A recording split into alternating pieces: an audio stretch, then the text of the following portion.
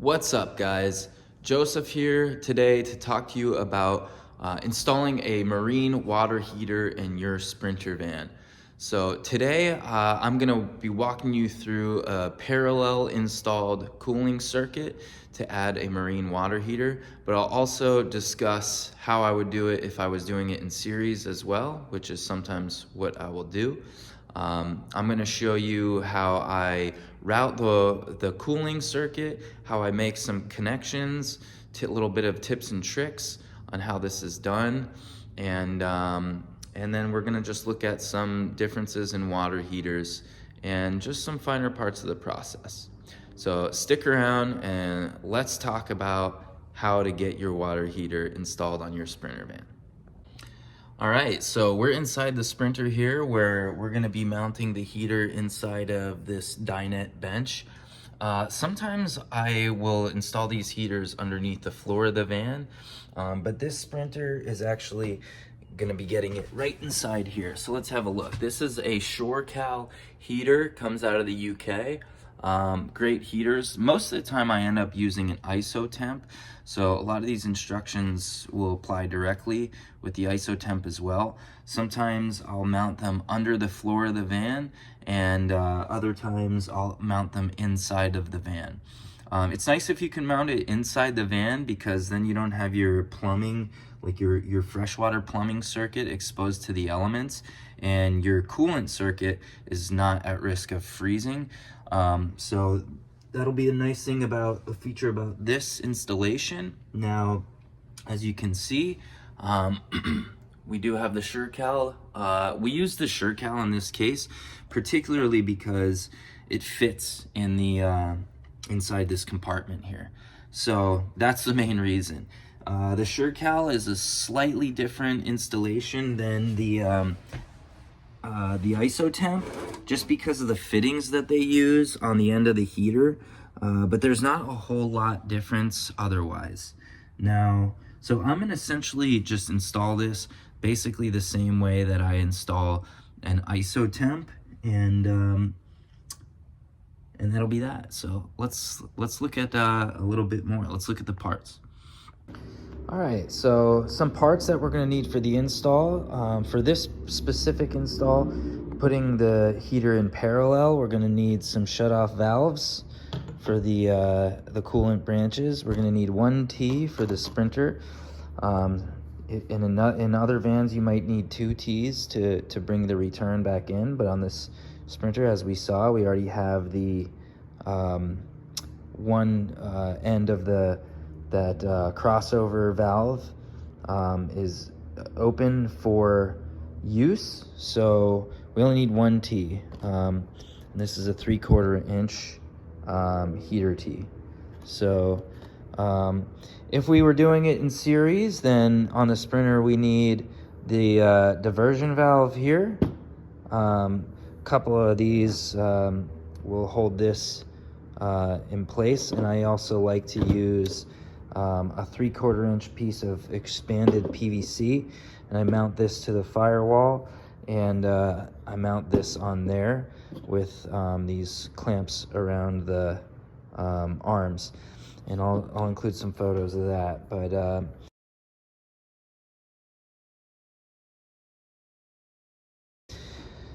that makes it nice and clean and gets it out of the way. This is a 3/4 to 5/8 barb splice adapter. For the Sprinter, you'll need that if you're doing in series, so you can just connect your 5/8 to the hose you pull off the heater core. And on the other side, the 5/8 can slip onto the heater core, so that's the only thing you need there.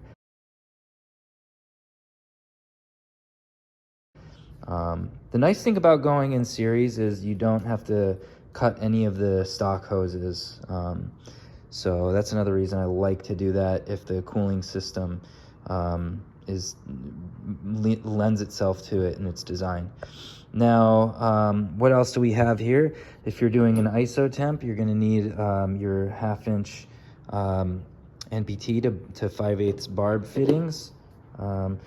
And you need the Loctite to put them on. the thread sealant.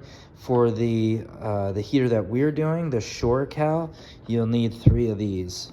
And then what I've done is replace the 5/8 ends with these, but instead of using the plastic end fitting, I've used the metal one that was supplied with it. Other adapters that will come in handy are the elbows and a splicer. Good to have on hand. You might not use them, but some areas that you route in the van, actually sometimes I've gotten damaged hose where it's like kind of folded in one spot. So having a splicer, you know, could just allow you to continue using a hose, or if you've done your cuts wrong, it's nice to have around. And then your 5/8 elbows. And then what else do we have here? For this install, I'm using these cable hangers for mounting the heater hose up underneath the van. It's a really nice, clean way to do it. And then you'll also want some of these 7/8. These are 7/8 cable clamps. And another way to mount the cable under the van to the frame is using these 3/4 inch 1-hole strap EMT. So you can when you run your 2 runs with the heater hose underneath the van, you can double up on both sides and hold it in place just like that to the frame rail after you put some rib nuts in it. It's a nice way to do it, but I opt for a little bit more professional. I'm using these guys. And if you do use these, you kind of have to you have to do some work in step bitting out the holes to fit your fasteners in. So time is money, so we're using the plastic. All right, let's move on to the heater install. All right, so we got a V6. This is a 2017 or 2018 Mercedes Sprinter. It's got the V6 engine in it, and what you find is some differences, you know, depending on what kind of cooling system or how your system was plumbed from the factory, you will get a different circuit from Mercedes. Now, on a lot of some of the vans where they have a simpler cooling circuit, I simply like to just go series from the van's heater core. Since the van has a electric air heating system for the dash vents, it actually is really great because using a series connection, it's going to push your water faster to the water heater, and it's going to allow the water heater to heat up faster. And you don't really lose performance because the dash vents have an electric heating assist, so you'll still get warm air at your dash vents just as you normally would.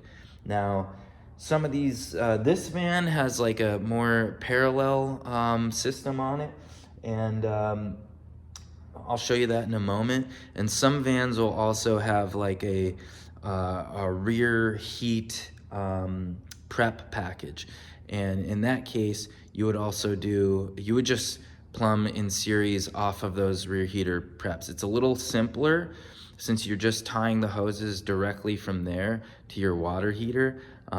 So for that, you probably don't even, you can watch this video for some other tips and tricks from routing, but let's have a look at the cooling circuit itself. All right, so we can see the Mercedes V6 engine here.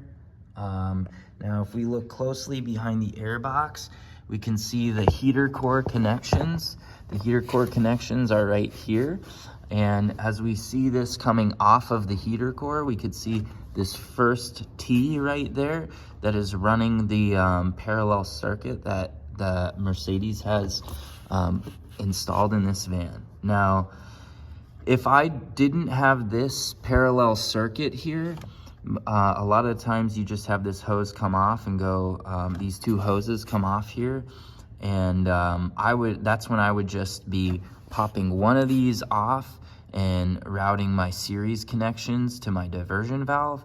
But because of this van has this type of parallel connection, I'm gonna do a parallel connection to the heater. So as you can see, if we follow these lines down, that puts us right down here at this coolant crossover valve.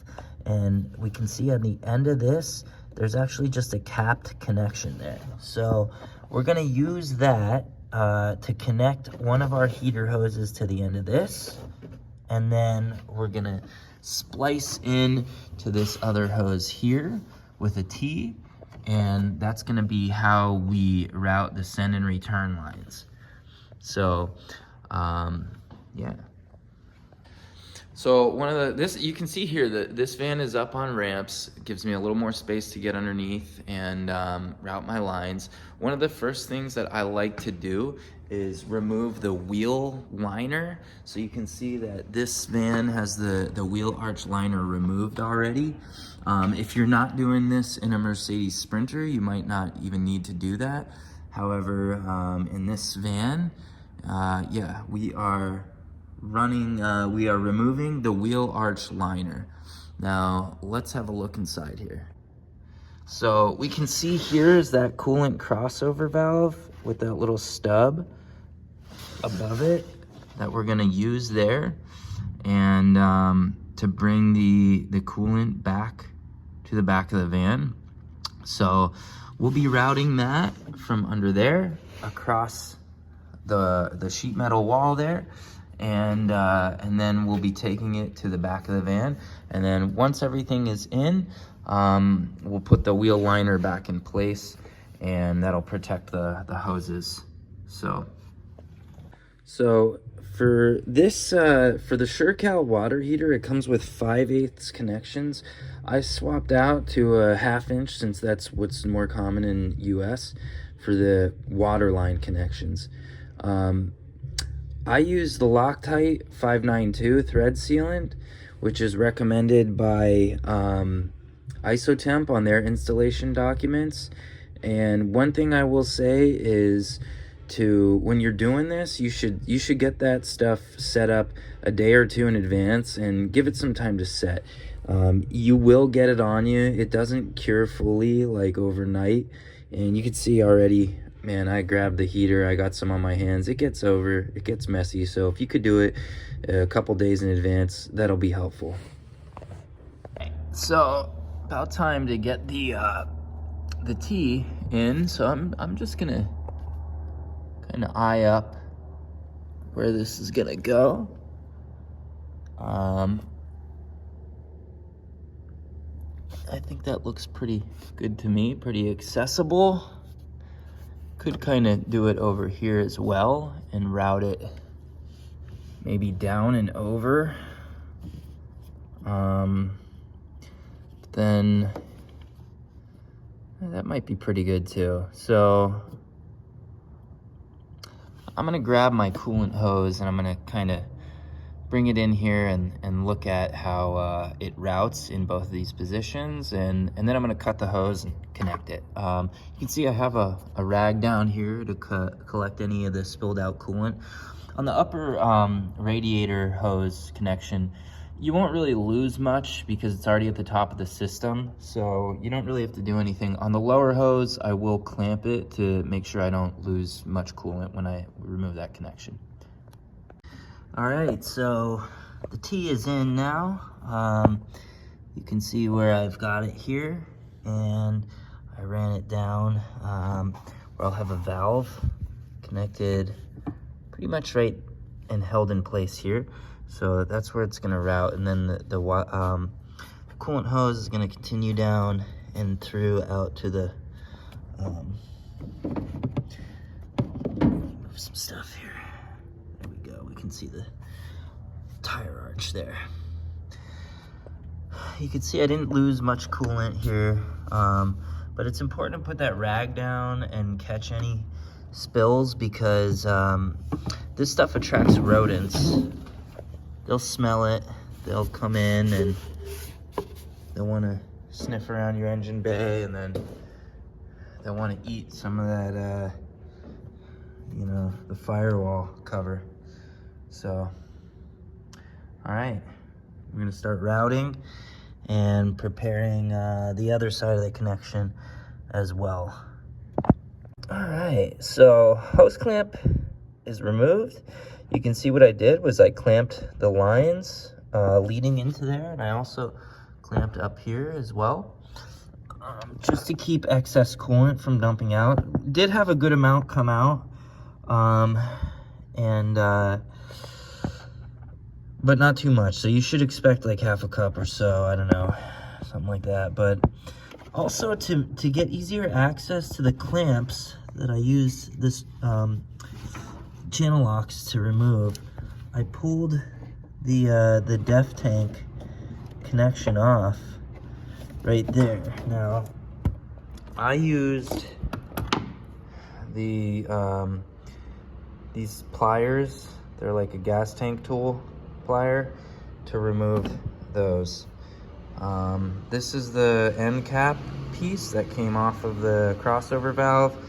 It was a little tricky. That was the part. It was a little tricky to get to, and removing that def vent from the tank was definitely a big factor there, making it easier. Now, I've got the hose routed, there we go, from the back of the van.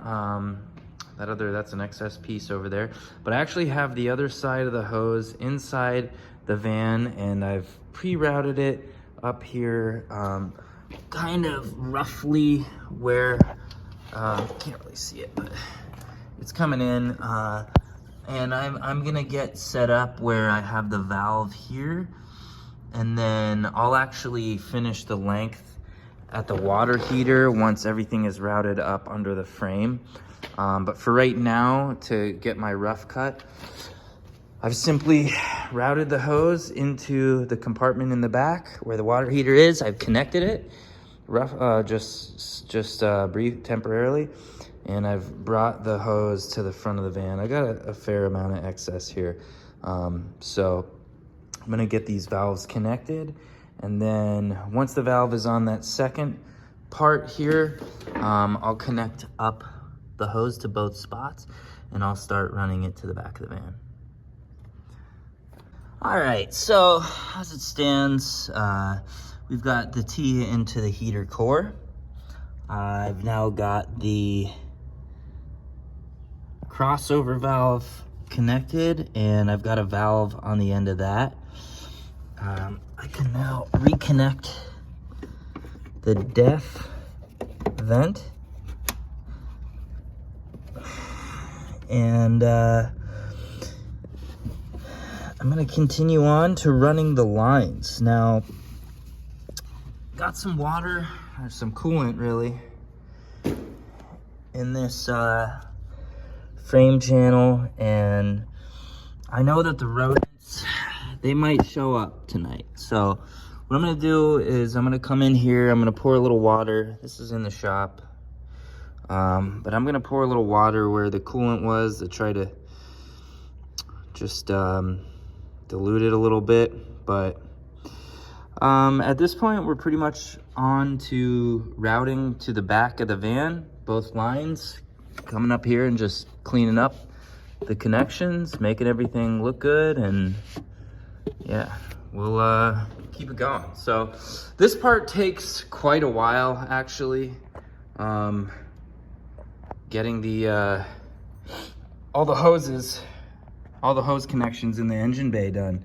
It's really it's kind of a time-intensive, fiddly, process. So this part did take a while, but now that these connections are made, the rest of the job can pretty much be connected up pretty simply, and then I'll walk you through that in just a moment. All right, so working on routing the hoses. I'm under the van. I've got the hose routed from the wheel arch over this structural member here, and or support, not structural, but I come up over the top of that, and then this will come through the wheel well, where I will start installing riv nuts into these frame holes. They take a 3/8 16th riv nut, and then I can start mounting my hangers So for this, let's see, I'm gonna get these in. Some of these holes are a little offset, but they still do a good job, especially on this van.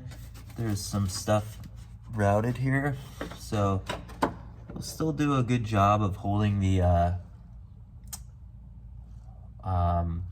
coolant hoses out of the way. So for this, I'm gonna skip every other, and once I get further up here, you'll see what I do with it. So I'm gonna get these rib nuts in, and I am using the trusty dusty pneumatic rib nut setter, which is an awesome tool, but it's expensive. So if you don't have this, then this is gonna be a little work. So let's go.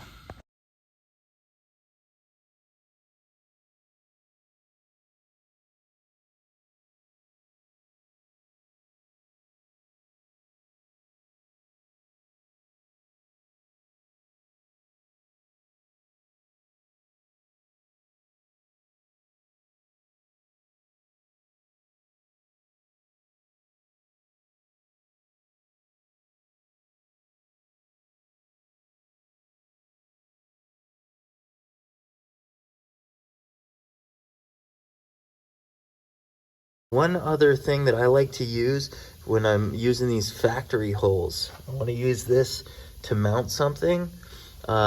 This here is like a 3/8 toggle bolt, and if you pop this in here, it's a little finicky to get it set up, to get the bolt to grab initially when you're putting it up here, but it works really great. And once they get a little bit of force on them, they clamp into the frame rail really nicely, and it's very easy to take things in and out. So these are a great way to also utilize these bigger frame holes. All right, so we've got all the connections made, final routing. You can see I've used some of these black plastic zip ties and stainless steel as well. The black plastic ones are a little easier to secure things, and then the stainless is like, I think, a little more long-term. Routed down here, did a nice big curve, no bends. We've gone down below the wheel arch, so we can see that valve again, comes up under, secured with the straps. Now, when you're drilling into these areas, you really need to be sure that you look at the stampings on the sheet metal and look at what's behind it. You can see these coolant hoses are right behind this, so that's why this one I didn't put a lower strap on, because, you know, I run the risk of coming through and hitting the hose or rubbing over time. So you want to really be aware of what you're drilling through. Now we're coming up through here, and you can see we got nice clearance. Coming up under the van, we've got routed through, and there we are. Come around the S-bar heater, nice and clear of all the hoses, exhaust, but space. Got some stainless zip ties through these holes here. Everything's nice and secured. And we come over the frame. Nice and easy. I put some the hose insulation on here just for a little better protection around these frame areas. And you can see we come up through the floor with a rubber boot. So we're good and sealed. And as we come inside the van, we've got our last routing where it comes through the floor, around here, I've secured it to the wall. And then one final thing I like to do, actually So once the hoses are cut to length, I like to take, I get a funnel and my coolant and I pre-fill the hoses from this end here. So pre-filling the coolant hoses helps to not have to need so much, like when you run the van, you have to like go through some cycles to get the coolant to start being taken out of the coolant reservoir. So if you pre-fill the hoses, you need to go too crazy. I kind of like put some in one side, and then you can actually put enough in where you can just fill both hoses. Not too much, because you got to get them back down. You don't want to make a big mess, but yeah. And then we're pretty much ready for cleanup and to do our test run and double check that all the connections are tight, leak free, and do our final coolant fill. All right, guys, so I just finished up the system testing on this marine water heater install. Basically what I do is I get the van running.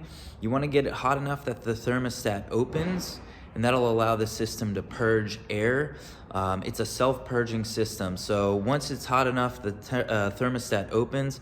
I have a little local loop here that takes me up a hill climb where I can push the engine a little harder, and it's maybe a 5-minute drive in total.